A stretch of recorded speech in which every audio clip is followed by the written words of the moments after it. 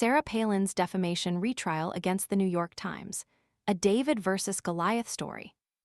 8 years after a controversial editorial linked her rhetoric to a mass shooting, former Alaska Governor Sarah Palin is back in court, facing off against the New York Times in a high-stakes defamation retrial. The case, unfolding in a Manhattan courtroom, is less about the specifics of the 2017 editorial and more about the broader, increasingly fraught relationship between politicians and the press, a relationship currently strained to a breaking point. The initial trial, which ended in a mistrial in 2022, centered on a New York Times editorial published in the wake of a mass shooting.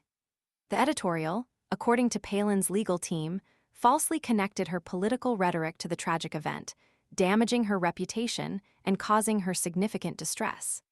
The Times maintained that the connection was unintentional and a result of an editing oversight. This retrial, therefore, is not merely a legal battle over words. It's a clash of narratives, a symbolic showdown reflecting the deep divisions in American society. Jury selection, surprisingly swift, took less than an hour.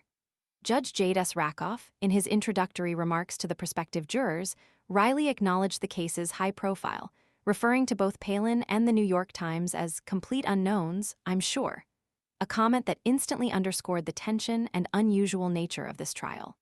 This trial is taking place amidst a broader climate of heightened tension between powerful figures and the media.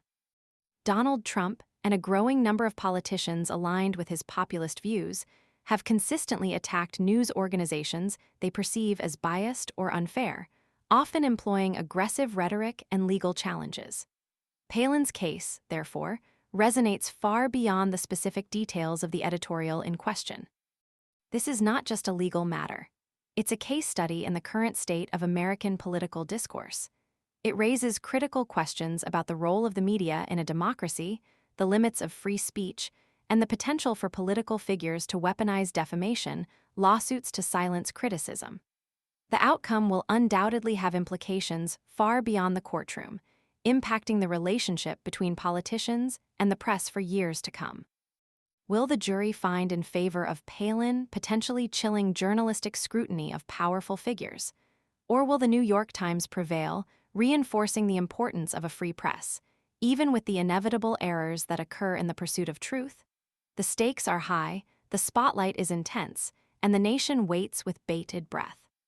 The story of Sarah Palin versus the New York Times is far more than just a defamation case. It's a modern-day parable about power, politics, and the precarious state of truth in the age of misinformation.